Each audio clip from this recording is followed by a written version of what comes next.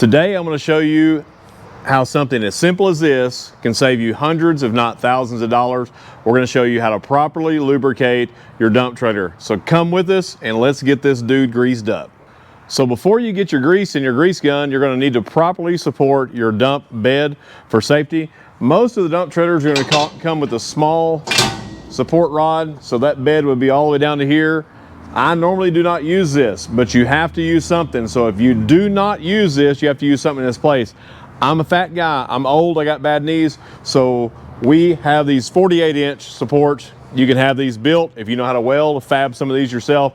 I would recommend you do this. It's just easier to get around. You can inspect the underside of your dump bed and you can look around to see if it needs any other maintenance or repairs on it. Very simple, just some square tubing and some channel on the top and bottom, and you can get underneath here no problem. So we're going to crawl up underneath here. We're going to grab our grease gun and our grease, and we're going to see how many grease zerks that we can find. This is a new trailer, and you might ask, well, do I need to grease a new trailer? Well, only if Grease Gun Gary come back from lunch on time and finished greasing this before it left the plant. Whether he did or not, can't tell you, but if you do buy a new trailer, I'm going to tell you two things. Crawl underneath it to make sure Grease Gun Gary didn't shortchange you, and just to familiarize yourself with all the grease zerk locations. So let's get right to it. So we're underneath the dump bed, properly supported. A couple items I'm going to recommend, other than your grease gun and grease obviously, is some hand protection, some latex or nitrile gloves. That way, Safety Sam, don't bust my chops in the comments, properly protected. Get you a decent set of rags or shop rags, and I'm going to take a pick or a small flathead screwdriver and I'm going to show you what that is for, especially on a new trailer. Then obviously you're going to want your grease gun. Today we're going to be using a manual grease gun, and we're going to start down here at the bottom. The reason I like to start down here for two reasons, especially if this is an older trailer.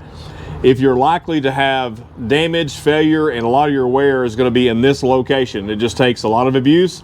There's a lot of pressure, and a lot of times this is overlooked. Maybe one or two of the grease zerks have been greased, but not all of them. This one has 3 grease zerks. You have one on your pivot point on both outers, and then one on the bottom on the center. You're not going to be able to see it on camera, but it's directly underneath here. This is also a good time to inspect however your cylinder mounts to make sure your fasteners are tightened, and that's something you need to be checking on your PM and your walk around, checking all your hoses, make sure they're tight, not leaking, make sure all your fasteners are where they're supposed to be, because if you've worked this thing like a dog, it may need a little love from time to time. So this is a brand new trailer, and like I said, we check all of our trailers when they come in to make sure that they've been greased. But you need to do that yourself, even if you know 100% for sure that it was greased from the factory when you picked it up, if for nothing else, just to familiarize yourself with all the locations. So we're going to start with this one. This is a powder coated unit, so a lot of times these grease zerks will have powder coat on them, so we'll take this just to kind of scrape it off if there's any on there. That little ball in the center, you can make sure that that's clear, but be careful not to damage that with a pick or a screwdriver, because then it won't hold the grease in. This one is okay, it's moving. I thought it was plugged when I first seen it, but I think it's going to take grease just fine. All right, let's give it a little pump. I don't know if you can hear the grease going in. And you might ask how much to put. You want to put it until you have a decent amount coming out. You don't want it dripping down on the ground. If it does, it's okay. You can't really over grease this. But you just may make a mess in your shop floor, out in the parking lot, wherever you're at. So once you have some grease coming out around, then move on to your next zerk. So we'll take our quick connect off. We're going to go to the bottom here. We're going to look at this area right here to see if we have any grease coming out. So this one's taking no grease. So that tells me two things: that there is a plug on top of the grease zerk, likely powder coat, and that tells me that Grease Gun Gary didn't clean it off. He put the grease gun on there and just moved on to the next one. Don't be Grease Gun Gary. It could cost you thousands of dollars. So I'm gonna clean that off with a pick really fast. And dang it, Grease Gun Gary. Second time's a charm. Oh yeah, see that? What do you think? You think Grease Gun Gary put any grease in here? No, he didn't.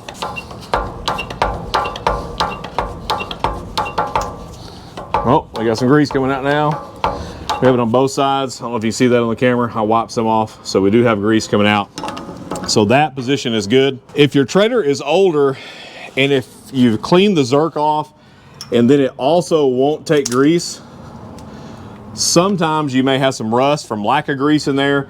You may have to get it started and you may have to lower this down to a different position or raise it to a higher position to get it to take grease. Once you get it to take grease, you're usually fine after that. If it will absolutely not take any grease, then there's a decision that's got to be made. That could be a major repair.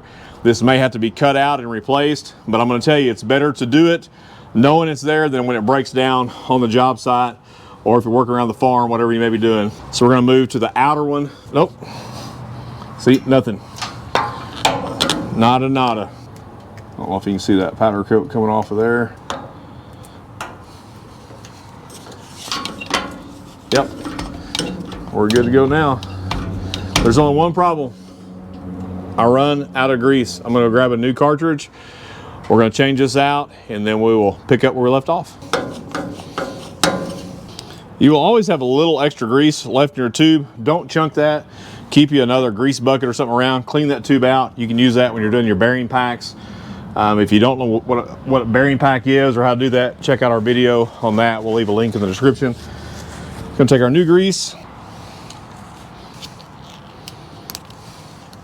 Just kidding. Now we're not gonna tighten it all the way down. We're gonna make sure we bleed all the air out of it. Sometimes you give it a few pumps. They will airlock on you. We're good to go. And tighten it down and you're ready to go. If it does airlock now, you're gonna have to loosen up that cartridge, or if they're nice enough like this one to have a bleeder valve on it, makes it pretty easy to get the airlock loose. So let's go back to this one and finish up Grease Gun Gary's job for him. We were almost there. So we have it coming out both sides here and it's coming out from the other side there. So we're good. So there's 3 on the bottom. And be sure to stick around to the end of the video because we're going to show you the most overlooked grease zerks on a dump trailer, in my opinion. I would say one that is just as important as these, and if it fails, it's pretty scary. I've seen a couple of failures. We'll talk about those at the end. So we're going to relocate up to the top and see if we can get the upper portion of this greased. So this one definitely has some powder coat on it. Scratch that off. Put our quick connect on it. Hear that? It's saying thank you. I'm not going to rust up now. We're going to do the exact same thing to the other side, grease zerk in the same location. Not going to film that because it's hard to get to on camera, but we will do it before this leaves the shop. So you can go in and wipe off excess if you don't want it to drip everywhere. That's the excess hanging down is not going to do anything. It may collect some dirt and some garbage. So if you want to wipe that off, make it clean, that's fine. So you've got 2 zerks up here, 3 on the bottom. Now we're going to reposition the camera to the upper portion of the cylinder to those pivot points, and we'll almost be wrapped up with the scissor lift. Now we're going to move up to where the upper portion of the cylinder connects to the upper part of the scissor lift. I'm going to go ahead and clean this one off. I can already see the junk on there. Like I said, just be careful not to damage that little ball. If you do, you need to change the grease zerk. That brings up another good topic. If you have a missing grease zerk, replace it. It may be a drive-in, maybe a screw-in, but regardless, you need to have a grease zerk in there. Okay, got grease coming out, so that one is good. And we have one more here, right underneath the cylinder. Clean that one off as well. All right, we're coming out both sides. So that is greased.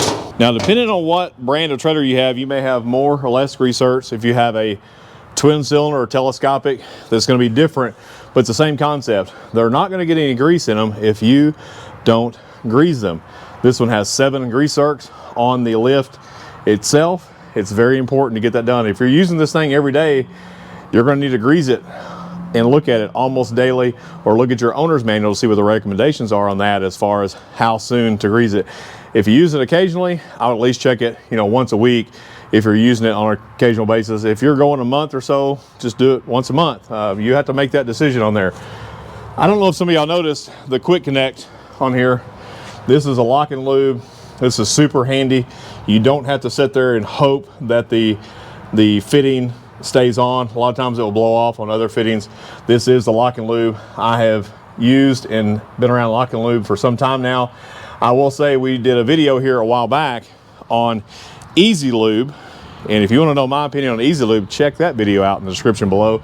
And we had a brand new grease gun that just gave it up on us. We had to throw that dude in the trash. And the guys at Lock and Lube were nice enough to reach out. They felt sorry for me and not only sent me the Lock and Lube quick connect for the end of a grease gun, they sent me their grease gun. If you can see that in the camera. So I said I would use it. I've been using this on our equipment, our forklifts, front end loaders, stuff like that. You know, we use electric, battery powered and pneumatic, but we also use manual grease guns. I'm gonna tell you, I really like this. We're gonna move around to the back of the trailer to show you the most overlooked grease zerks, and I'm gonna give you my final opinion on this. We don't do a ton of collaborations and product reviews. There's a bunch of junk out there. If it is a good product and it's something I've used, or we get it and we put it to work, I don't have any problem telling the truth on it. I do like this grease gun. I already knew that I liked the quick connect system. I've used it. We have it on some of our guns. We have it on some of our guns that we do maintenance on our larger equipment. But when I got this gun, the first thing I noticed when I unboxed it was the weight of it. So it was a little heavier than some of the ones you just buy across the counter at, you know, your farm and ranch store or your parts store. Not saying that those are all bad, but I could notice the weight, the way it was built, the head on it, the tube, and the plunger system. I looked all through it on the plunger compared to some of the other grease guns, even some of the older ones that I have that are, you know, probably 15 plus years old, just to see how they're built compared to this one. This one is built well, in my opinion. I also like the handle. I like the way that the handle is shaped, so I like the way the handle sets when it's in the down position. All the parts that pivot and their locations seem to be built really well. One thing that I really like about it too is the hose. So it has a swivel hose. I'll see if I can get that on there. That makes it nice. A lot of times when you hook your grease gun to your zerk, you can get in a bind, but this one's going to swivel, so no matter what position you're in, keeps your hose from getting kinked up. You can move it around. It's very nice. I like that. So overall, I am a fan of this grease gun. This one was sent to me at no cost, but I will tell you, I do own some of these, and I will be buying a couple more of these that I have no problem spending money on to put with the rest of our tools. In my opinion, it's a great purchase. If it's within your budget, I would recommend looking at least at the quick connect. I think it'd make life a little simpler, easier on you. But the grease gun, if you need a good quality grease gun, this is it. I'm going to continue to use it throughout the year. If we get 6 months in or eight months in and it becomes a junker, we'll be back. We'll tell the truth. We may hurt some feelings, but as of right now, from what I've seen, I don't think that's going to be an issue. Something else that's got here, if you're a high production shop, it does have bulk fill on it, so you can hook up from a barrel. Like if you're using a 30-gallon tub, you can pump straight into this, fill it up. This also doubles as an air bleeder, that if you're having trouble, most of the time, like I said, you can just bleed the air out through just loosely screwing in or unscrewing the cartridge, but you can bleed air here, and then you can also use this just to store your hose. So again, I'm a fan. We will own some more of these. Been familiar with them. I'm glad they sent this to us. I would also ask you check the description out, or check the link out in the description that will link you to this product, and they offer a bunch of other products. I know they offer grease zerks, tools. If you have one broke out, they have some threading tools and some tools to help you out. I love the grease gun. Gonna buy some more. I think it's great. We're gonna show you the most overlooked grease zerk on a dump trailer, in my opinion. So it's right over here. You have your Easy Lube axle. So we're gonna pull this out, and we're gonna completely fill that full of grease, right? No, we're not going to do that. You know how I feel about Easy Lube. If you don't know how I feel about Easy Lube, go check our video out on that. I'm not going to put any grease in here. If you see me putting grease in here, we're just doing it for a video, but that's not this video. The most overlooked grease zerk on these trailers, in my opinion, is right underneath here on the only two components that hold it to its frame, and that is the hinge mechanism. This is not a huge hinge, 5 or 6 inches. But no one ever greases that. I've seen multiple completely crack out there, and when the bed is raised, the whole bed just unloads itself with its load into the parking lot. It can be dangerous, get you hurt, or even get you killed. So make sure you're pumping grease into those. We'll see if Grease Gun Gary hit these. I don't have a whole lot of faith. Wait for it, wait for it. Oh, they're cleaned off. He may hit that one. It's got one on each side. Some of your larger dump beds will have a double hinge assembly on each side or larger, but you have to grease them. It is super important. This is a costly repair. This isn't a hundreds of dollars repair. This could be a thousands of dollars repair, because if this unloads, it will usually tear up whatever style lift apparatus you're using. There's one other spot. Most of your nicer dump treaders, they're gonna have greasable hinges on them, whether it's a 2, 3, or 4 hinge setup. Pump some grease into those. It doesn't take a lot. A lot of these will have a nylon bushing in them. Some of them are just metal to bolt in there. So grease those. You're gonna get a little greasy, and that's okay. You need to make sure your dump treader is greasy. You need to have a quality grease gun, quality end, and quality grease. We're using Mystic High Temp. We love that grease. We use it a ton. And you got to do your work. Keep these treaders on the road, keep them safe, and just a little bit of money here can save you hundreds, if not thousands of dollars down the road. And I can tell you for sure someone that needs the lock and lube with the lock and lube coupler on it, and that would be Grease Gun Gary. If I can find you Grease Gun Gary, I'm gonna send you one of these. Be waiting by the mailbox. Thanks for watching. Leave your comments, click to subscribe, tell us what you think, video ideas, and we will see you on the next one.